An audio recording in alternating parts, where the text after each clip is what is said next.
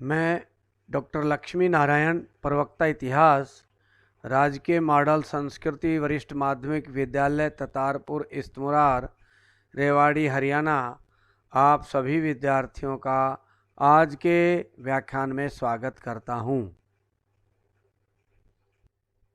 आज के अपने अध्याय का उपविषय है नवीन धार्मिक परंपराएं। जैन धर्म और बौद्ध धर्म के अस्तित्व में आने के बाद उस समय के समाज में अनेक परिवर्तन आए और उन परिवर्तनों के परिणाम स्वरूप नवीन धार्मिक परंपराएं आरंभ हुई।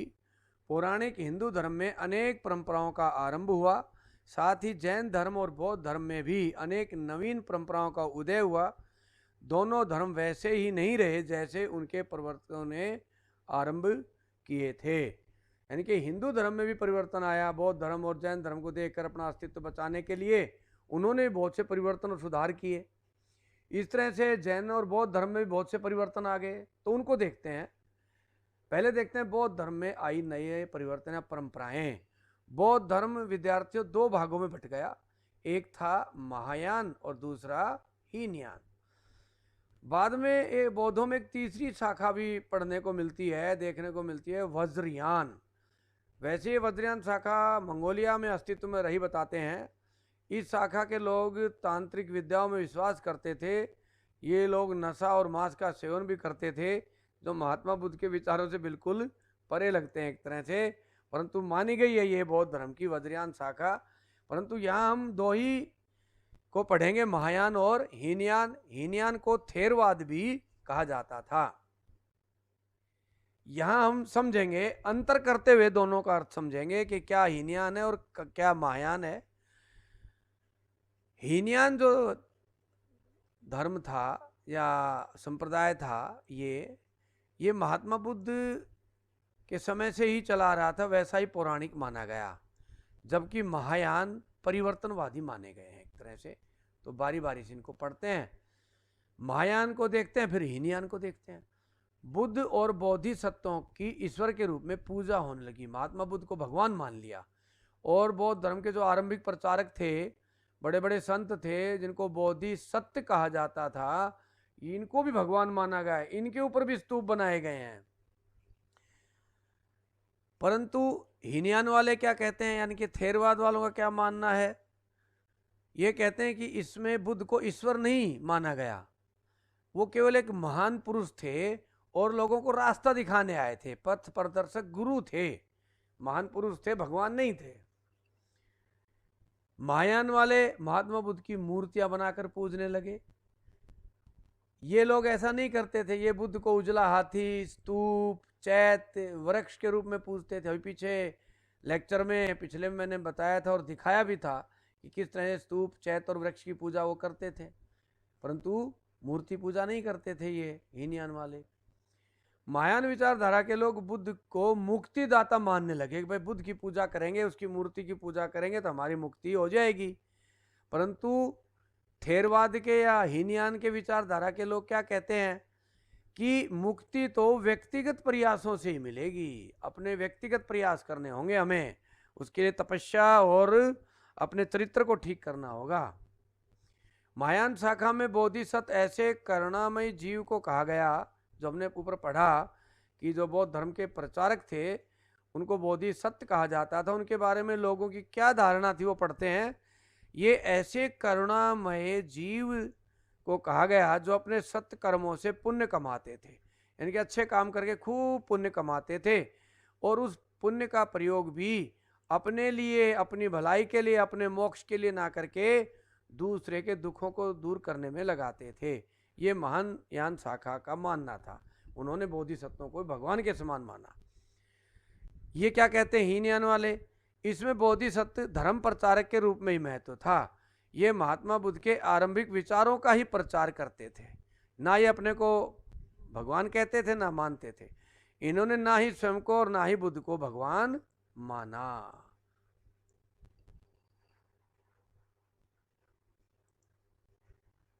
अब विद्यार्थियों देखते हैं जैन धर्म की शाखाएं। जैन धर्म में समय के साथ अनेक शाखाएं अस्तित्व में आई। परंतु 300 ईस्वी पूर्व के आसपास इसमें दो शाखाएं बन गई थी। एक है दिगंबर और दूसरी श्वेतांबर। दोनों आज भी अस्तित्व में हैं। दिगंबर इस संप्रदाय के भिक्षु वस्त्र नहीं पहनते थे। ये हर मौसम में नग्न रहते थे और कठोर तपस्या करके शरीर को तपाते थे। परंतु आज भी इनमें यही परंपरा है। आज भी ये नग्न ही रहते हैं और अपने शरीर को तपाते हैं। श्वेतांबर इस संप्रदाय के भिक्षु श्वेत वस्त्र धारण करते हैं और मौसमानुकूल वस्त्र भी पहन लेते हैं। परंतु दिगंबर और श्वेतांबर दोनों प्रकार के साधुओं का उद्देश्य महावीर जैन की शिक्षाओं का प्रचार करना है। आओ विद्यार्थियों, अब पौराणिक हिंदू धर्म के बारे में पढ़ते हैं और उसमें क्या क्या परिवर्तन हुए। जैन धर्म और बौद्ध धर्म के परिणाम स्वरूप हिंदू धर्म में भी, वैदिक धर्म में भी बहुत से परिवर्तन आए। बौद्ध धर्म व जैन धर्म के उदय के बाद हिंदू धर्म में अनेक परंपराओं का जन्म हुआ। महायान शाखा में जिस तरह से महात्मा बुद्ध को ईश्वर माना गया, मुक्तिदाता माना गया, उसी प्रकार हिंदू धर्म में वैष्णव व शैव परंपरा उभर कर सामने आई। इसमें एक विशेष देवता की पूजा को खास महत्व दिया जाता था। इस प्रकार की आराधना में उपासना और ईश्वर के बीच, उपासक और ईश्वर के बीच का रिश्ता प्रेम और समर्पण का बन जाता था।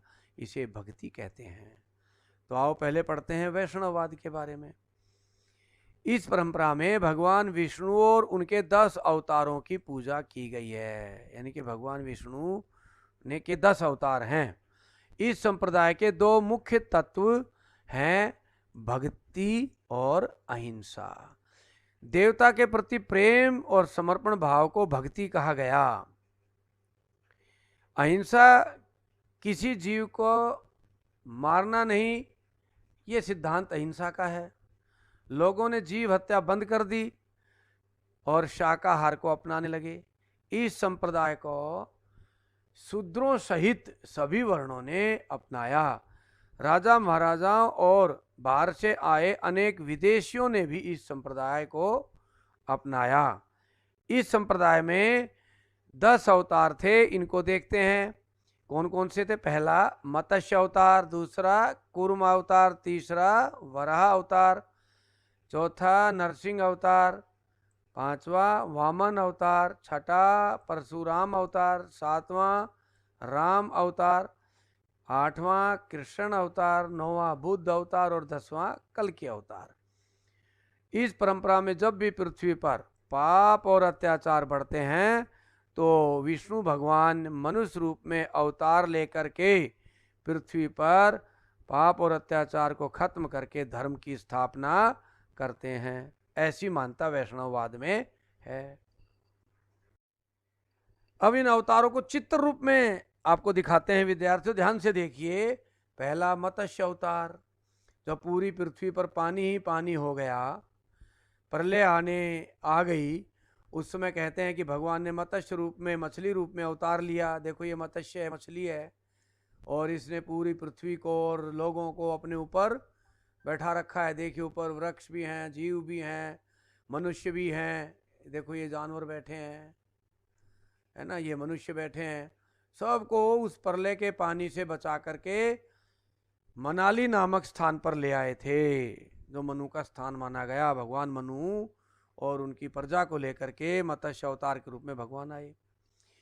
कूर्म अवतार कछुए के रूप में, जब पृथ्वी पर पाप और अत्याचार बहुत बढ़ गया और असुरों और देवताओं में तनाव बढ़ गया, उस समय ये देखो कछुआ बनता है कि नहीं। देखो विद्यार्थी, ये कछुआ, इस कछुए के रूप में अवतार लिया।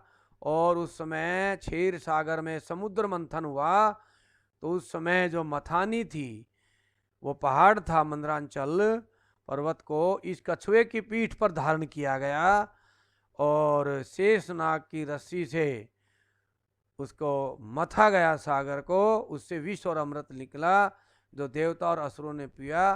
देखो ये मथानी है, ये शेषनाग इस पे लिपटा हुआ है, जो रस्सी के रूप में इसको बिलो रहे हैं, और समुद्र मंथन हो रहा है। देवता और राक्षस खड़े हैं इस चित्र में, आप देखिए ध्यान से। तीसरा अवतार था वराह अवतार, जब पृथ्वी रसातल में चली गई, बिल्कुल नष्ट हो गई, तब कहते हैं कि वरहा यानी कि सुअर की तरह देखो, चेहरा देखिए किस तरह का है, किस रूप में, इनके सुअर रूप में भगवान ने अवतार लिया। और ये पृथ्वी माता उनके हाथ पर विराजमान है। रसातल से निकाल के लाए, समुद्र से निकाल कर लाए। अब ये समुद्र की थ्योरी क्या थी, इसके बारे में विद्वान कहते हैं कि भाई ब्रह्मांड में कहीं खो गई पृथ्वी, उस समय पृथ्वी को सही जगह सही स्थान पर स्थापित किया। ब्रह्मांड का भी एक समुद्र ही है, बहुत विशाल का है। ये नरसिंह अवतार, नरसिंह अवतार ये देखिए, हिरण्यकश्यप ने कहा कि मैं को वरदान था कि मैं अंदर मरूं ना बाहर में मरूं, आकाश में मरूं ना पृथ्वी पर मरूं, अंदर मरूं ना बाहर मरूं, ऐसा वरदान मांग लिया। अब कहाँ मारे, मारना जरूरी था। तो भगवान ने नरसिंह अवतार लिया, क्योंकि इसके हिरण्यकश्यप के अत्याचार बहुत बढ़ गए थे। तो कहते हैं कि उन्होंने अंदर मारा ना बाहर, आकाश में मारा ना पृथ्वी पर, ऊपर मारा ना नीचे, पृथ्वी पर भी नहीं, अपनी गोदी में बैठा करके दरवाजे पर बैठ करके। और उसने कहा कि मनुष्य भी ना मार सके तो नरसिंह यानी कि सिंह के रूप में, नर रूप में, और सिंह का चेहरा देखिए, इस तरह से नरसिंह रूप में आए और उन्होंने इनका वध किया। तीसरा वामन अवतार, जब बलि राजा, और जो बलि राजा था असुरों का राजा था और असुरों से मुक्ति दिलानी थी, असुरों का पृथ्वी पर राज हो गया, तो वामन अवतार के रूप में भगवान आए और राजा बलि के पास जाकर दान मांगा। वो बहुत छोटे से कद के थे, बच्चे की तरह छोटा सा कद था उनका। तो जब वो राजा बलि के पास गए तो बोला तुझे क्या दान चाहिए, हंसकर कहने लगे कि इस बच्चे से। तो उन्होंने कहा कि मुझे तो 2.5 कदम पृथ्वी दे दीजिए। है, छोटे से बच्चा 2.5 कदम पृथ्वी का क्या करेगा। और उन्होंने कहते हैं 2.5 कदम में, 1 कदम में पृथ्वी और 1 कदम में पूरे ब्रह्मांड को माप दिया। कहा कि आधा कदम और दो मेरे को अभी। तो कहते हैं कि बलि राजा ने अपने सिर आगे कर दिया और उन्होंने देखो ये सिर पर पैर रखा हुआ है। इस तरह से इन्होंने भी दान की परंपरा को निभाते हुए 2.5 कदम पृथ्वी दी और वामन अवतार के रूप में ऐसा माना जाता है। परशुराम अवतार, जब क्षत्रियों के अत्याचार बढ़ गए पृथ्वी पर और बहुत अत्याचारी हो गए क्षत्रिय, क्योंकि यही समाज के रक्षक माने गए और यही भक्षक के रूप में जब हो गए, तो कहते हैं कि 32 बार परशुराम ने क्षत्रियों का वध किया और क्षत्रियों को ठीक रास्ते पर लाए। राम अवतार, जब पृथ्वी पर फिर पाप और अत्याचार बढ़े, रावण के अत्याचार जैसे असुरों के अत्याचार बढ़े, उसमें राम के अवतार में हुए, जो रामायण में हम पढ़ते हैं। ऐसे ही कृष्ण अवतार, जब कंस के जैसे राक्षसों के अत्याचार बढ़े, देखो भगवान कृष्ण है ये, और ये पर्वत है, ऊपर ये पर्वत है, इस पर्वत को भगवान कृष्ण ने उठा रखा है और नीचे जनता खड़ी है, देखिए। ऐसे ही बुद्ध अवतार, अभी पढ़ा है महात्मा बुद्ध के बारे में। बुद्ध को भी अवतार माना गया, जब जनता में अत्याचार बढ़ गए, एक दूसरे वर्णों में घृणा फैल गई, तब उस घृणा को दूर करने के लिए, समाज में एक रूपता स्थापित करने के लिए, प्रेम से रहने के लिए बुद्ध ने अवतार लिया। और 10वां अवतार कल्कि अवतार, जो अभी अवतरित नहीं हुआ है ऐसा माना जाता है। जब कलयुग में पाप और अत्याचार बहुत बढ़ जाएंगे, कहते हैं कि मनुष्य का भक्षक हो जाएगा, उस समय कल्कि भगवान अवतार लेंगे, जो एक शूद्र के घर में पैदा होंगे। तब ये इस तरह का रूप, ऐसा कल्पना की गई है कल्कि भगवान की। विष्णु भगवान है, जो क्षीर सागर में शेष नाग की सैया पर लेटे हुए हैं, लक्ष्मी पैर दबा रही है, वे ब्रह्मा जी नाभि से ऊपर कमल पर विराजमान हैं। अब शैव मत को पढ़ते हैं। भगवान शिव के धर्मानुयायियों और भक्तों को शैव कहा जाता है। जो शिव की पूजा करते हैं वो शैव। शिव की पूजा किस रूप में करते हैं? पूजा लिंग और योनि के रूप में भी करते हैं और मनुष्य रूप में भी शिव जी को हम पूजते हैं। जहाँ विष्णु को सृष्टि का पालनहार माना जाता है, वहीं शिव को सृष्टि का कर्ता और संहारक के रूप में स्वीकार किया गया है। कुषाणों और गुप्त काल में शैव धर्म में आस्था के व्यापक प्रमाण मिले हैं। दक्षिण में शिव भक्तों को नैनार कहा जाता है। प्यारे विद्यार्थियों, दक्षिण भारत में शिव भक्तों क्या बोला जाता है? नैनार। और विष्णु भक्तों को अलवार। ये आगे एक अध्याय में हम पढ़ेंगे भी। तो शिव भगत नैनार और विष्णु भगत अलवार कहलाते हैं। देखो ये भगवान शिव की मूर्ति, ऐसे भी पूजते हैं भगवान शिव को हम। ये लिंग और योनि के रूप में भी हम शिव को पूजते हैं, जल चढ़ाते हैं। पौराणिक कथाओं का अंकन। इन मूर्तियों में पौराणिक कथाएं बताई गई है। हिंदू धर्म की मूर्तियों का मुख्य स्रोत पुराणों में वर्णित किस्से कहानियां हैं। इसलिए इन मूर्तियों के अध्ययन के लिए किस्से कहानियों को जानना जरूरी है। जैसे हमने 10 अवतार देखे, अब उन मूर्ति को देखने पर कैसे समझेंगे कि ये मूर्ति क्या कहना चाहती है? यदि हमने वो कहानियां पढ़ रखी है, वो किस्से पढ़ रखे हैं, तो ही हम मूर्ति को समझ सकते हैं। इन कथाओं की विशेषताएं क्या है? कई शताब्दियों पहले रची गई कहानियों में देवी देवताओं की कहानियां मिलती हैं। पुराणों की कहानियां लोक कथाएं बन गई क्योंकि शूद्रों को भी पुराणों को सुनने का अधिकार था। गांव गांव में ब्राह्मण इन्हें ऊंची आवाज में सुनाया करते थे। अब पुराण तो कोई पढ़ तो सकता नहीं था, अनपढ़ लोग थे, फिर भी शूद्रों को पुराणों का अध्ययन करने का या सुनने का अधिकार था। किस्से कहानियों का प्रचार प्रसार पुजारी, व्यापारी, साधु संतों के द्वारा भी एक स्थान से दूसरे स्थान पर पहुंचा दिया जाता था। एक उदाहरण देखते हैं हम। वासुदेव कृष्ण थे, वो मथुरा के देवता थे आरंभ में। मथुरा और द्वारका तक उनके किस्से थे प्रचलित। धीरे धीरे सारे भारत में पूजनीय हो गए। आज हमें पूरे भारत में भगवान कृष्ण के मंदिर मिलते हैं। मंदिर निर्माण स्थापत्य। स्थापत्य क्या होता है विद्यार्थियों? स्थापत्य होता है रचना करना, महलों की, मूर्तियों की, ये सब स्थापत्य कला आती है। हिंदुओं के आराधना स्थल मंदिरों के रूप में विकसित हुए। आराध्य देवी देवताओं की मूर्तियां मंदिरों में स्थापित की गई। इतिहासकार मंदिरों का निर्माण काल उसी काल से मानते हैं जिस समय से सांची और सारनाथ के स्तूप बने। कहते हैं तब से मंदिर बनने शुरू हुए। शुरुआती मंदिरों के स्थापत्य की विशेषताएं इस प्रकार थी। मंदिरों का प्रारंभ कैसे होता है? पहले गर्भगृह होता है। गर्भगृह क्या होता है आगे मैं एक चित्र में दिखाऊंगा आपको।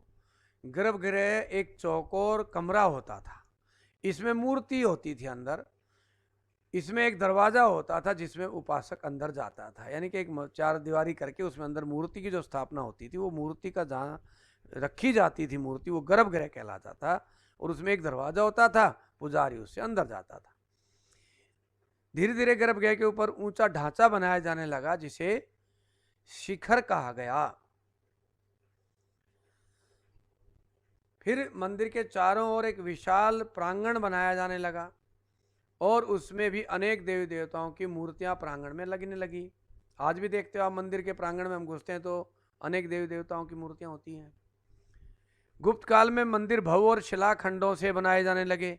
इनमें ऊंची ऊंची दीवारें, बहुत ऊंचे तोरण द्वार जिन्हें गोपुरम भी कहते थे, विशाल सभास्थल बनाए जाने लगे।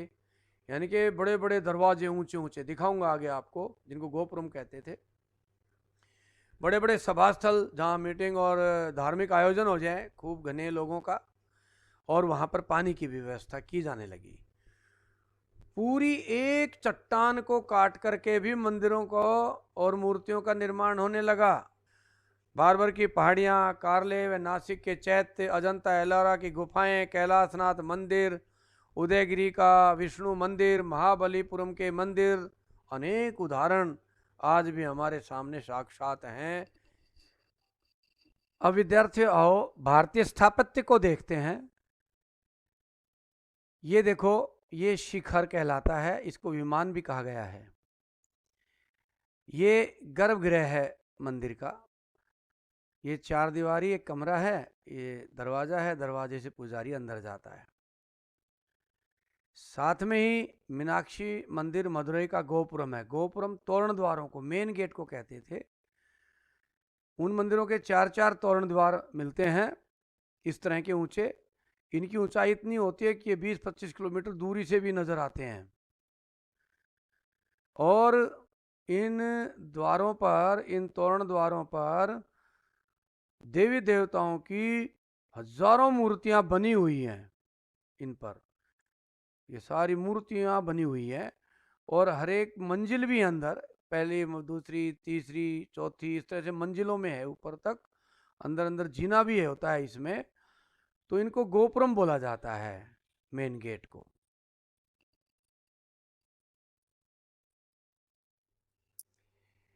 ये देखिए एक चट्टान को काटकर बनाया गया मंदिर है, ये निर्माण नहीं कर रखा। महाबलीपुरम में ये चट्टाने काट करके, महाबलीपुरम है तमिलनाडु में एक जगह जहाँ पीछे अपने प्रधानमंत्री मोदी जी और चीन के राष्ट्रपति की मुलाकात भी हुई थी, उस जगह चट्टानों को काट करके बनाया गया है।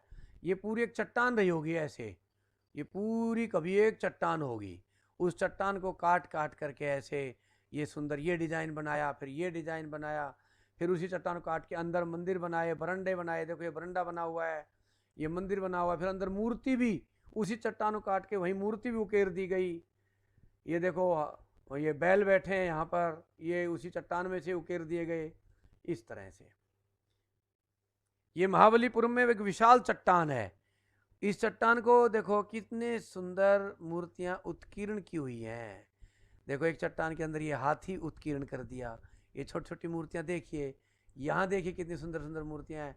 यही उस चट्टान को काट करके ये पिलर भी बना दिए इसमें, ये चट्टान को काट कर बनाए, बाहर से नहीं लाए, और ये वरंडा बना दिया अंदर काट करके, कितना सुंदर।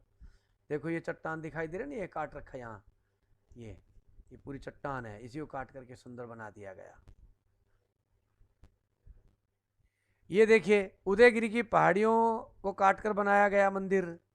देखिए ये एक चट्टान दिखाई दे रही है विद्यार्थियों, ये एक चट्टान रही होगी ये सारी यहाँ तक, उस पूरी चट्टान को काट करके देखो कैसे निर्माण कर रखा है। यहाँ देखो पूरी चट्टान काट काट करके अंदर कमरे बना दिए गए और मंदिर बना दिया गया है।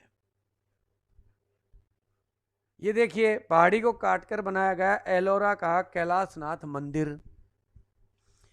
ये देखो ये पहाड़ी है, ये इधर देखिए, ये एक पहाड़ी थी, ऊपर तक थी, उसको काटते हुए ले आए, ऊपर से ऐसे नीचे की तरफ काटते हुए ले आए, और ऐसे बीच में ये मंदिर उकेर दिया, ये चारों तरफ ये मंदिरों के ये उकेर दिए, ठीक है, काटते गए नीचे तक और बनाते गए। अब कितने ज़बरदस्त कलाकार होंगे, कितनी ज़बरदस्त उनकी कल्पना होगी, हैं। उन दिनों ना मैप बनते थे, ना कोई कंप्यूटर से डिजाइनिंग होती थी, उन्हीं कारीगरों की कल्पना से ही पत्थर कटता जाता था नीचे की ओर और उकेरते जाते थे, फिर अंदर ही काट करके गर्भगृह बना दिया जाता था। तो इस तरह से ये देखो कितना बढ़िया निर्माण कार्य है चट्टानों को काट करके ही। ये देखिए नासिक में पहाड़ी को काटकर बनाया गया चैत्य, हमने पीछे भी देखा था, पिछले व्याख्यानों में भी इस चित्र को देखा है हमने। ये देखिए ये पूरी पहाड़ी है विद्यार्थियों, है ना, ये पहाड़ी है नीचे तक, ये एक पहाड़ी है, इस पहाड़ी का अगला हिस्सा ये डिजाइन दे दिया गया, काट करके दरवाजे बना दिए गए और ये बरंडे बना दिए गए सारे। ये कितना सुंदर ये चैत्य, अंदर बहुत गहरे बरंडे हैं, जो हमने चैत्य के अंदर का हिस्सा देखा था कारले के चैत्य का, ऐसे ही अंदर पिलर और बरांडा बना हुआ है और सामने चैत्य का चित्र है। तो इसी के साथ आज का ये हमारा व्याख्यान समाप्त होता है। अभ्यास के प्रश्न, इन प्रश्नों के उत्तर सभी इसी व्याख्यान में हैं। अभ्यास के प्रश्न देखते हैं। हीनयान और महायान मत को स्पष्ट करें। जैन धर्म के 2 प्रमुख संप्रदायों का वर्णन करें। वैष्णव संप्रदाय से क्या अभिप्राय है, 10 अवतारों के नाम भी लिखें। शैव संप्रदाय का वर्णन करें। मंदिर स्थापत्य में निम्न का वर्णन करें। गर्भगृह क्या होता है, गोपुरम अथवा तोरण द्वार क्या होते हैं, शिखर अथवा विमान किसे कहते हैं। इसी के साथ हमारा व्याख्यान समाप्त होता है। आप सभी का बहुत बहुत धन्यवाद।